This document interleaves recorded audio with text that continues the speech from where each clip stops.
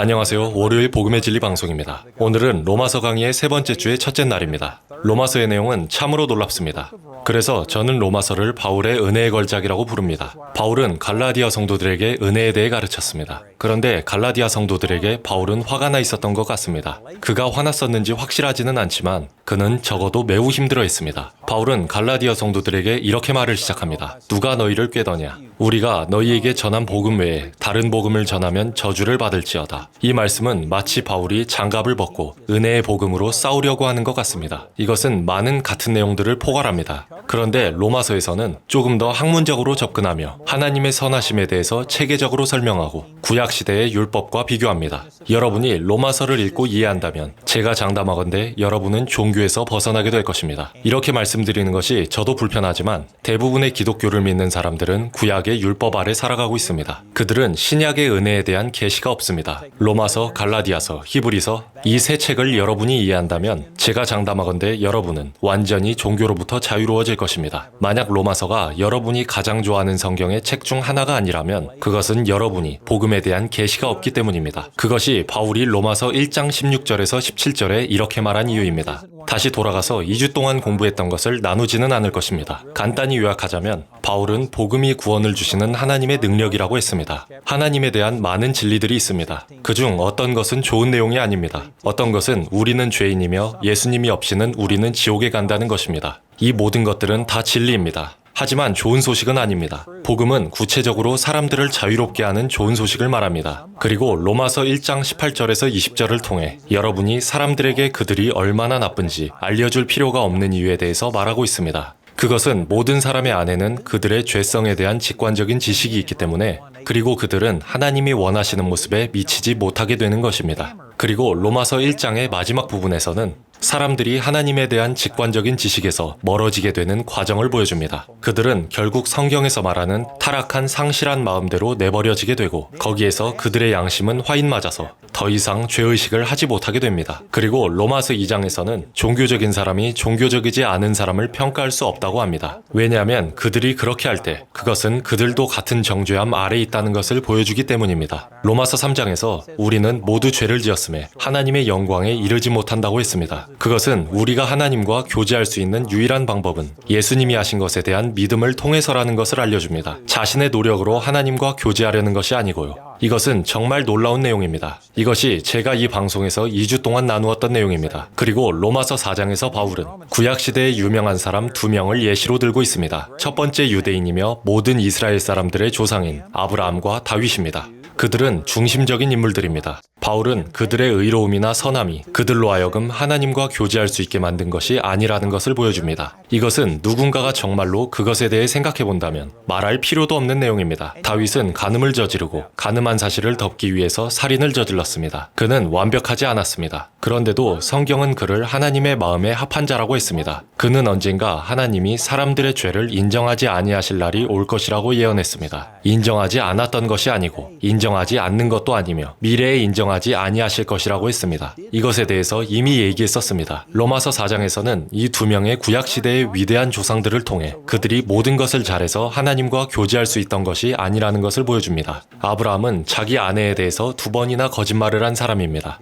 그래서 다른 사람들이 자기 아내를 취해서 간음하게 했었습니다. 그렇게 자신의 목숨은 살리려고요. 그를 정죄하는 것은 아니지만 그것은 올바른 일이 아니라는 것을 말씀드리는 것입니다. 아브라함은 하나님 앞에서 은혜를 받아 그의 믿음은 그의 의로 여겨졌습니다. 창세기 15장 6절. 이것이 우리가 그동안 나누었던 내용입니다. 여러분이 이것을 여기까지 잘 따라오셨다면 이 놀라운 내용에 대해서 이해하실 수 있을 것입니다. 믿음이 우리가 하나님과 교제할 수 있게 하는 것이고 우리의 행위가 아니라는 것을요. 로마서 5장 1절을 보도록 하겠습니다. 그러므로 우리가 믿음으로 의롭다 하심을 받았으니 우리 주 예수 그리스도로 말미암아 하나님과 화평을 누리자. 이 구절에서 그러므로라고 시작하고 있습니다. 이것은 앞에 나왔던 모든 것들에 대해서 얘기하는 것이며 특히 아브라함과 다윗이 보여주었던 그들의 선함이 하나님과 교제할 수 있게 만든 것이 아니고 하나님의 은혜였으며 그들은 믿음으로 그것을 받았다는 것을 말합니다. 그래서 로마서 5장 1절에 우리가 믿음으로 의롭다 하심을 받았으니 우리 주 예수 그리스도로 말미암아 하나님과 화평을 누리자. 제가 여기서 말씀드리고 싶은 것은 하나님과의 교제 가운데 여러분이 화평을 누릴 수 있는 유일한 방법은 여러분 자신을 믿는 것이 아닌 예수님을 믿는 것에 있습니다. 이 방송을 보고 있는 어떤 사람들은 이렇게 생각할 것입니다.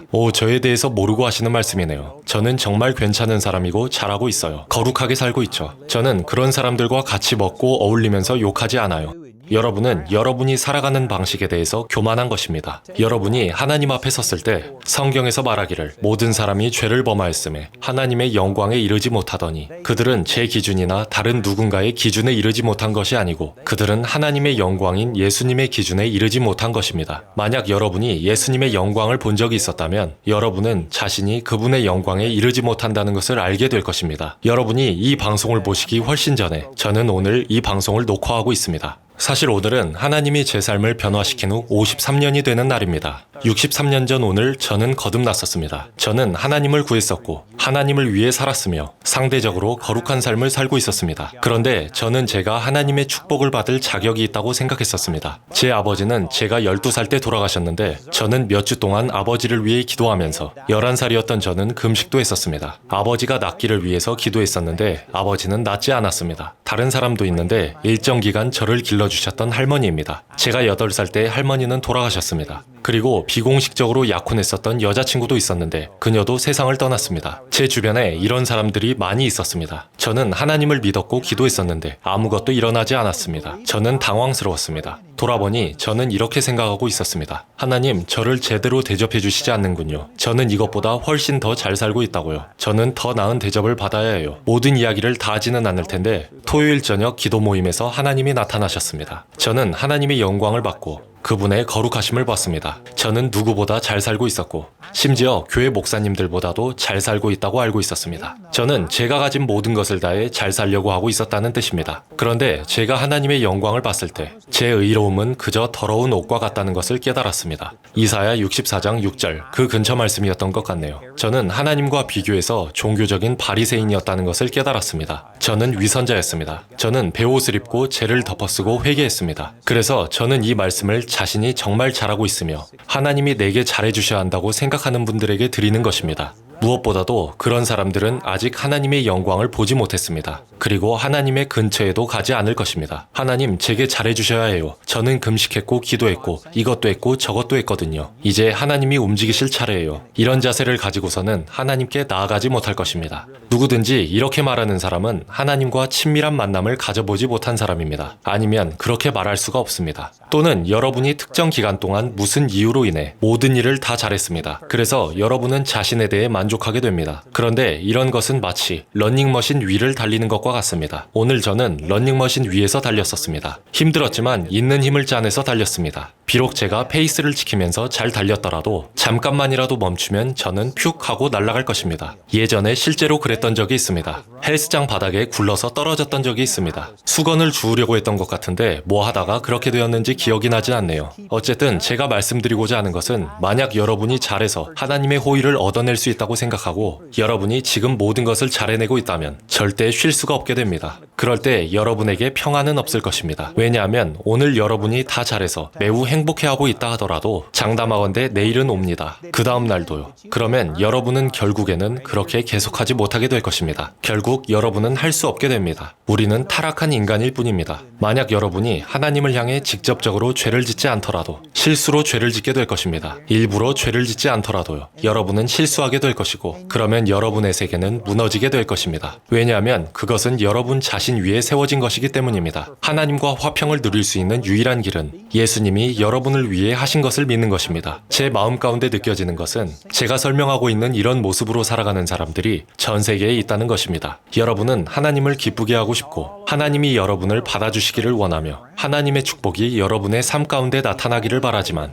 여러분은 무거운 짐을 지고 있고 그 무게에 짓눌려 지쳐 있습니다. 쉼이 필요한데 쉴 수가 없습니다. 그러면 호의를 받을 자격을 잃어버린다고 생각하기 때문입니다. 하나님의 사람들에게는 안식이 있습니다. 여러분의 선함으로 하나님과 교제하는 것이 아니고 오직 예수님이 여러분을 위해 하신 일을 근거로 하나님과 교제하는 자리로 갈 수 있습니다. 여러분이 할 수 있는 유일한 것은 믿음입니다. 예수님이 하신 일을 그저 믿는 것입니다. 그것은 여러분이 예수님을 위해서 하는 일에 대한 것이 아니고 예수님이 여러분을 위해서 하신 일에 대한 것입니다. 다음 구절을 보면 또한 그로 말미암아 우리가 믿음으로 서 있는 이 은혜에 들어감을 얻었으며 하나님의 영광을 바라고 즐거워하느니라. 저는 하나님의 은혜에 대해 정말 많이 설교했습니다. 로마서 전체에서 하나님의 은혜에 대해서 말하고 있습니다. 그것은 여러분이 받아야 할 것을 받는 것이 아니고 예수님이 받아야 할 것을 여러분이 받는다는 것이며 여러분은 믿음으로 그것을 받을 수 있습니다. 그래서 제가 은혜에 대해서 설교할 때에는 사실 우리 학교 졸업생 중 한 명이 베트남에 있는데 그들의 교파에서 추방당했습니다. 저와 연관이 되어 있어서 그렇게 된 것입니다. 그리고 그들은 저에게 제가 잘못한 모든 것들의 목록을 만들어 보냈습니다. 그것을 읽어보았는데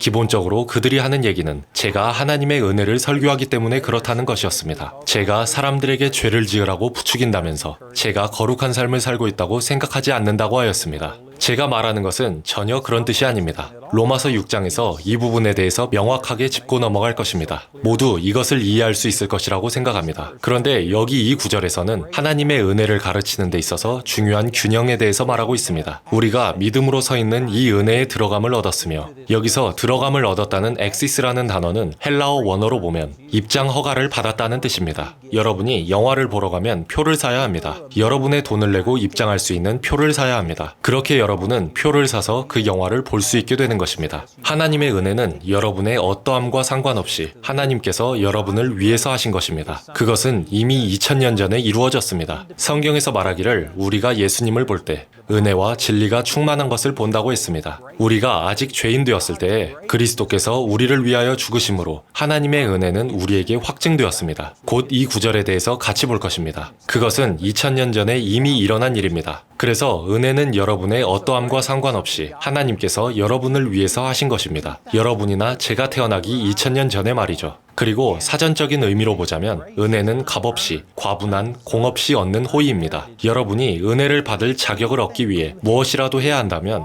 그것은 은혜가 될 수 없습니다. 은혜는 여러분과 전혀 상관없는 것이기 때문입니다. 여러분의 어떠함과 전혀 관련이 없기 때문입니다. 그런데 어떤 사람들은 제가 방금 얘기한 내용을 가지고 내가 뭘 하든 상관없다고 생각합니다. 하나님의 은혜에 관한 한 그것은 중요하지 않은 것이 맞습니다. 그런데 우리는 믿음으로 은혜에 들어감을 얻습니다. 은혜는 여러분의 어떠함과 상관없이 하나님께서 여러분을 위해서 하신 것입니다. 믿음은 하나님의 은혜에 대해서 여러분이 하는 것입니다. 이것에 대해 정리한 책이 있습니다. 은혜와 믿음의 균형 가운데 사는 삶이라는 책입니다. 여기서 그것에 대해서 자세히 다루지는 않을 것입니다. 자세히 다루자면 몇 주는 걸릴 것이기 때문입니다. 그래도 간단히 설명드리자면 하나님의 은혜는 모든 사람들에게 동일합니다. 디도서 2장 11절을 보면 모든 사람에게 구원을 주시는 하나님의 은혜가 나타나 이 땅에 살았던 모든 사람들은 그들에게 나타난 하나님의 은혜를 가졌었습니다. 하지만 모든 사람이 자유해진 것은 아니고 모든 사람이 거듭난 것도 아니며 모든 사람이 천국에 가는 것도 아닙니다. 예수님도 명확히 말씀하셨습니다. 더 많은 사람들이 멸망에 이르는 넓은 길로 갈 것이며 생명에 이르는 좁은 길을 가는 사람은 적을 것이라는 것을요. 그래서 대부분의 사람들은 하나님의 은혜를 받지 않고 있습니다. 왜 그런 것일까요? 그것은 하나님이 모든 사람에게 구원을 주시는 하나님의 은혜를 나타내지 않아서가 아닙니다. 그것은 모든 사람이 하나님의 은혜로 해주신 것에 대해 긍정적으로 반응하지 않기 때문입니다.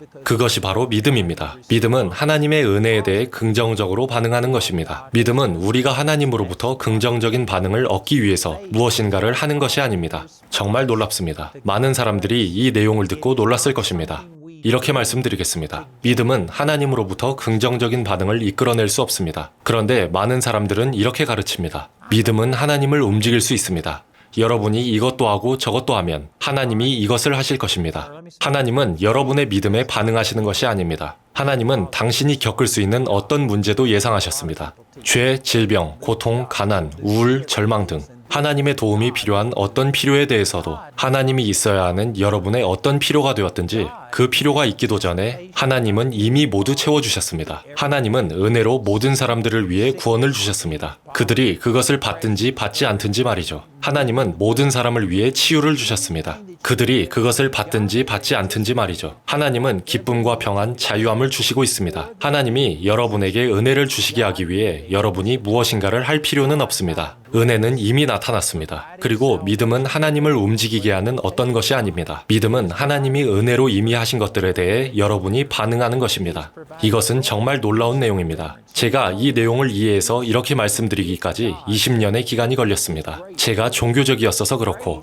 율법적인 환경에서 자라왔기 때문에 그랬습니다. 이 말씀에서 말하고 있는 것은 여러분이 믿음을 통해 하나님의 은혜에 들어감을 얻는다는 것입니다. 믿음은 하나님을 움직이는 것이 아니고 여러분으로 하여금 하나님이 은혜로 여러분의 모든 필요에 대해 공급해 주신 곳으로 가게 합니다. 다시 말씀드리지만 이것은 놀라운 진리입니다.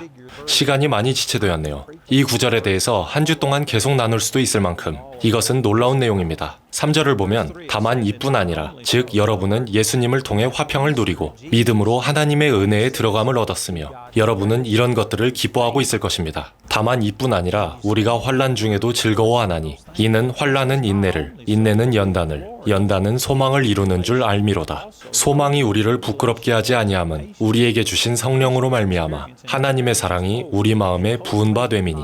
저는 정말로 강의를 이어나가고 싶은데 이 구절들은 잘못 번역이 되어 너무나도 잘못 사용되어지고 있습니다. 그래서 이 구절에 대해 잠시 설명하도록 하겠습니다. 야고보서 1장에 이와 비슷한 구절이 있는데 제가 읽어드리도록 하겠습니다. 2절을 보면 내 형제들아 너희가 여러 가지 시험을 당하거든 온전히 기쁘게 여기라. 이는 너희 믿음의 시련이 인내를 만들어내는 줄 너희가 알미라. 인내를 온전히 이루라. 이는 너희로 온전하고 구비하여 조금도 부족함이 없게 하려 함이라. 만약 여러분이 이 구절에 대해 편견이 없거나 잘못된 가르침을 받지 않았었다면 알 수 있을 것입니다. 이 구절에서 말하고 있는 것은 우리는 모든 일이 잘 될 때에 기뻐하는 것뿐만 아니라 일이 잘못되어져 갈 때에도 기뻐할 수 있다는 것입니다. 왜냐하면 우리가 지는 것처럼 보여도 결국에는 이길 것이기 때문입니다. 우리는 이기기 위해서 질 수 없습니다. 하나님은 우리와 함께 하십니다. 하나님은 모든 것이 협력하여 선을 이루게 하실 것입니다. 이것이 이 구절들에서 기본적으로 말하고 있는 내용입니다. 그런데 종교는 이것을 꼬아서 이렇게 얘기합니다. 우리가 이러한 고난을 더 나은 모습으로 빠져나오는 것뿐만 아니라 하나님이 이러한 문제들을 만드신 분이며 하나님이 여러분의 삶에 이런 문제들을 줘서 여러분을 더욱 좋은 사람이 되게 한다고 합니다. 이것은 틀린 내용입니다. 이것에 대해서 자세히 강의하지는 않을 것입니다. 이미 이것에 대해서 많은 강의를 했었습니다. 그런데 야고보서 1장 13절을 보면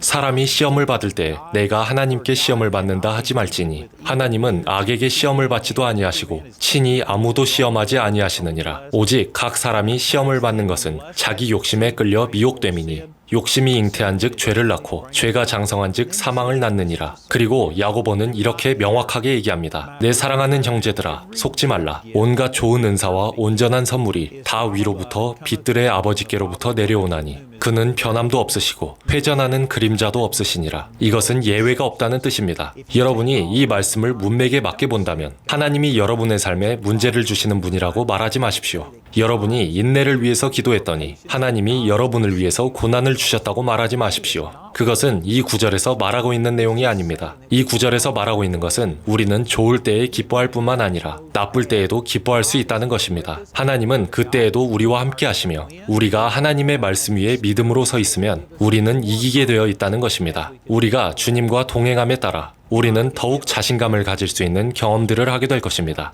이것에 대해 수많은 사례를 들 수 있는데 오늘 강의 시간이 다 되었네요. 이 말씀은 하나님을 여러분의 삶에 문제를 주시는 분으로 보는 것이 아닙니다. 여러분이 이것을 믿게 되면 여러분은 수동적인 사람이 될 것입니다. 왜냐하면 하나님이 진정으로 여러분의 삶에 이런 문제들을 주셨는데 여러분이 그것을 거부한다면 여러분은 하나님께 대적하는 것이 되기 때문입니다. 그동안 정말 많은 사람들이 이것에 대해 저를 공격하고 나쁜 것들로 저를 괴롭혔는데 그들 스스로 인정하는 바에 의하면 그들이 그렇게 살지 못한다는 것입니다. 왜냐하면 그런 사람들은 말하기를 하나님이 나에게 무엇인가를 가르치기 위해서 내게 이런 질병을 주셨다고 합니다. 하나님이 그러셨다면 왜 의사한테 가서 약 처방을 받거나 수술을 받아서 하나님의 뜻에서 벗어나려고 하는 것인가요? 하나님의 뜻이 여러분이 아픈 것이라면 그냥 아픈 상태로 있으면 되는 것이 아닌가요? 만약 하나님의 뜻이 여러분이 가난한 것이라면 왜 일을 하면서 하나님께 도와달라고 기도하고 투잡을 뛰는 등의 일을 해서 돈을 더 벌려고 하는 것인가요? 하나님이 여러분이 패배자로 살기 원하신다면 말이죠. 이것은 사실이 아닙니다. 하나님이 우리의 삶에 문제를 주시는 것이 아닙니다. 하나님이 여러분에게 질병과 가난을 주시는 것이 아닙니다. 그런데 여러분이 하나님의 말씀 위에 서 있고 하나님을 믿는다면 여러분은 무엇인가를 배울 수 있게 될 것입니다. 저는 제 아들이 죽었다가 살아난 것을 보았고 많은 사람들이 죽었다가 살아난 것을 보았습니다. 그것은 하나님이 내 아들을 죽인 것이 아니라는 믿음을 가졌었기 때문입니다. 그리고 그 믿음은 전보다 더 강해졌고요. 하나님이 여러분에게 문제를 주시는 것이 아닙니다.